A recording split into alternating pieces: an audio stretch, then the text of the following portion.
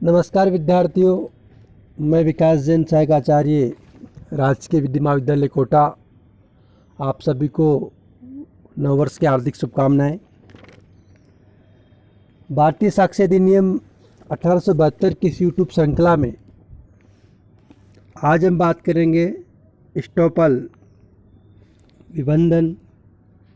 विबंध क्या होता है, धारा 115 से लेके धारा 117 तक बात करेंगे अध्याय 8 के बारे में।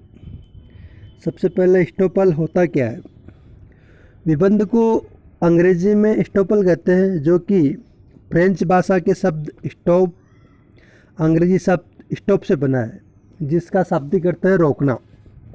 इसलिए इस पद से तात्पर्य किसी उस चीज़ से है जो कि व्यक्ति का मुंह बंद कर सकती है। लॉर्ड कोक के अनुसार जहाँ की व्यक्ति के स्वयं का कार्य या स्वीकृति उसके मुंह को बंद कर देती है कि वह सत्य को अभिकथित या अभिवचन कह सके, वो विबंध है। विबंध एक व्यक्ति को एक समय एक ही बात करने के लिए उत्प्रेरित करती है। एक समय एक बात के लिए दूसरे समय उसी विषय पर कोई व्यक्ति दूसरी बात नहीं कह सकता। विबंध विधि का वह सिद्धांत है जो किसी व्यक्ति को उसके द्वारा या उसके आचरण से पैदा होने वाले विपदेशन से आबद्ध करता है। दूसरे शब्दों में विबंध द्वारा किसी व्यक्ति को उस स्थिति से मुकरने से रोका जाता है जो स्थिति उसने अपने शब्दों या आचरण के द्वारा उत्पन्न किया है। जैसे अगर एक व्यक्ति दूसरे की स्थिति प्रभावित करने के लिए कहता है और दूसरा वास्तव में प्रभावित हो जाता है, तो प्रथम व्यक्ति विबंध से बाध्य हो जाएगा कि जो बात उसने कही थी वह सही थी। अब इसकी थोड़ा परिभाषा देख लेते हैं। धारा 115 में क्या लिखा है। धारा 115 कहती है, जबकि एक व्यक्ति ने अपनी घोषणा, कार्य या लोभ द्वारा अन्य व्यक्ति को विश्वास साहस से कराया है या कर लेने दिया है कि कोई बात सत्य है, और ऐसे विश्वास पर कार्य कराया या करने दिया, तब न तो उसे और न उसके प्रतिनिधि को अपने और ऐसे व्यक्ति के या उसके प्रतिनिधि के बीच किसी वाद या कार्रवाई में उस बात की सत्यता का प्रत्याख्यान करने दिया जाएगा। मतलब कोई व्यक्ति कोई ऐसी डिक्लेरेशन करता है या कोई एक्ट करता है, ओमिशन करता है, और अन्य व्यक्ति उस डिक्लेरेशन, एक्ट या ओमिशन पर विश्वास करता है और उस विश्वास के आधार पर कोई कार्य कर लेता है।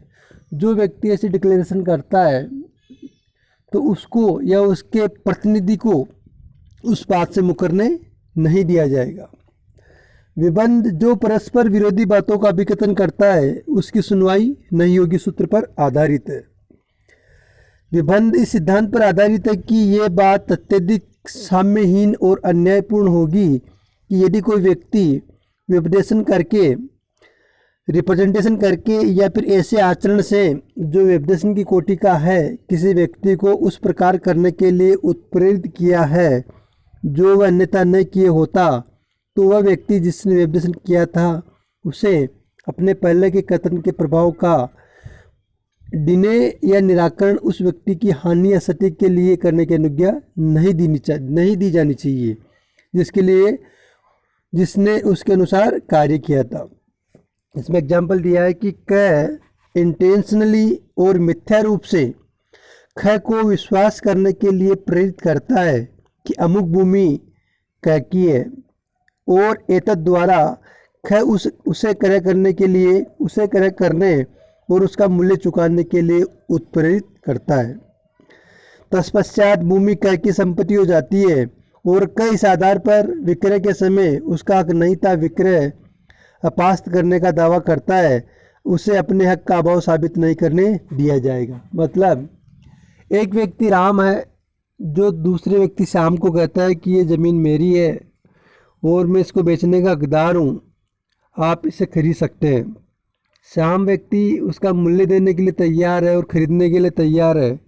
बाद में वो प्रॉपर्टी राम के पास राम की ही हो जाती है, तो राम ये कह के इनकार करना चाहता है कि जिस समय मैंने सौदा किया उस समय प्रॉपर्टी मेरी नहीं थी, तो उसे इस बात से इनकार नहीं करने दिया जाएगा। यही विबंध है। विबंध का जो सिद्धांत है मूल रूप से 3 सूत्रों पर आधारित है। पहला, कोई व्यक्ति अपने दोषपूर्ण कार्य का लाभ नहीं उठा सकता। दूसरा, आप गर्म एवं ठंडी सांस एक साथ नहीं ले सकते। तीसरा, आप एक ही समय में स्वीकार या एवं अस्वीकार दोनों नहीं कर सकते। जो परस्पर विरोधी बातें करता है उसे नहीं सुना जाना चाहिए। विबंध साम्य, न्याय एवं शुद्ध अंतःकरण के सिद्धांतों पर आधारित है। इसका प्रमुख उद्देश्य सद्भाव एवं ईमानदारी को बढ़ावा देते हुए छल एवं कपटपूर्व कार्यों से वाद के पक्षकारों के हितों की सुरक्षा करना है।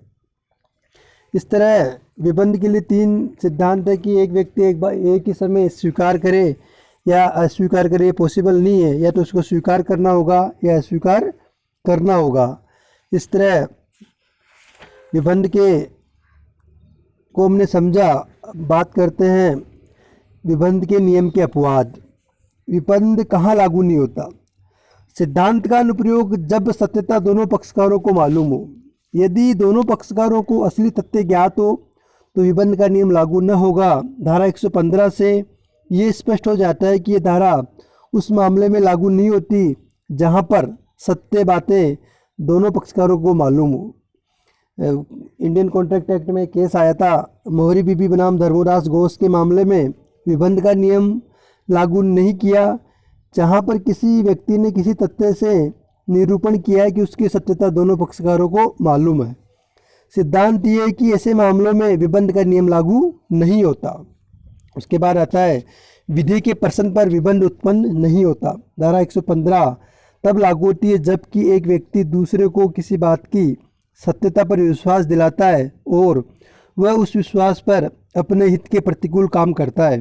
पक्षकार अपने वकील की विधि के प्रश्न पर स्वीकृति से बाध्य नहीं है। इसी तरह तीसरा अपवाद है कानून के विरुद्ध विबंध नहीं हो सकता। ये माना गया है कि निरूपण द्वारा विबंध सिद्धांत का अधिकतर मामलों में तब तक नहीं लागू करना चाहिए जब तक कि निरूपण संविदा या अनुज्ञप्ति के तुल्य न हो। इस तरह विबंध के 3 अपवाद देखे। अब बात करते हैं विबंध के प्रकार की।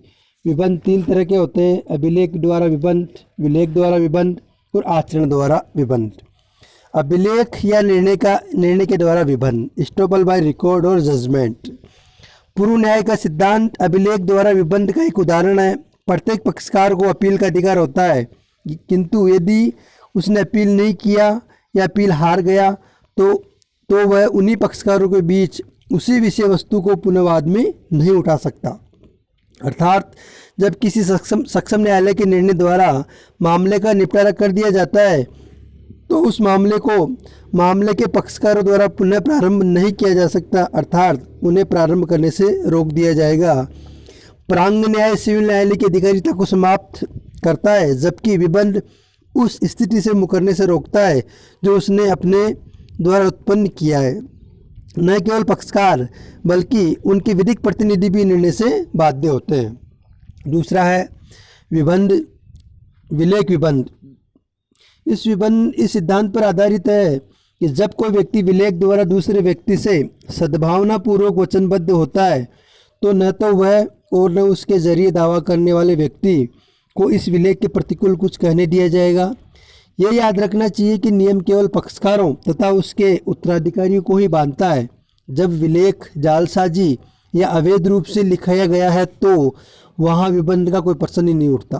विबंध का सिद्धांत विलेख के अनावश्यक हिस्से, कपट अथवा अवैध रूप से निष्पादित विलेखों पर नहीं लागू होता है। इसके बाद है आचरण द्वारा विबंध। व्यवहार उपरांत विबंध को अब आचरण द्वारा विबंध के नाम से भी जाना जाता है। आचरण विबंध वह है जो किसी पक्षकार के उपदेशन, कार्य या आचरण से उत्पन्न होता है। इसके अनुसार जब कोई व्यक्ति अपने शब्दों या आचरण द्वारा किसी दूसरे व्यक्ति को किसी बात पर विश्वास दिलाता है या विश्वास करने के लिए उत्प्रेरित करता है और दूसरा व्यक्ति उस विश्वास पर कार्य कर अपनी स्थिति में परिवर्तन कर लेता है, तब उस प्रथम व्यक्ति को पूर्व में किए गए अपने कथनों से इनकार करने से रोक दिया जाता है। आचरण विबंध के लिए आवश्यक है कि निरूपण अथवा विपदेशन इस आशय से किया हो कि दूसरा व्यक्ति जिससे निरूपण अथवा विपदेशन इस आशय से किया है उस पर विश्वास करते हुए कोई कार्य कर ले। इस प्रकार हमने विबंध की बात की। अब बात करते हैं इसके बाद आगे धारा 116 और धारा 117 की। धारा 116 जो कि कब्जादारी, अभिधारी तथा कब्जादारी का विबंध के बारे में बात बताती है। ये स्थावर संपत्ति के संबंध में है। अनुज्ञप्तिदारी और एक होता है किराएदार। अनुज्ञप्तिदाता और अनुज्ञप्तिदारी मकान मालिक और किराएदार। किसी भी अनुज्ञप्तिदारी को स्थावर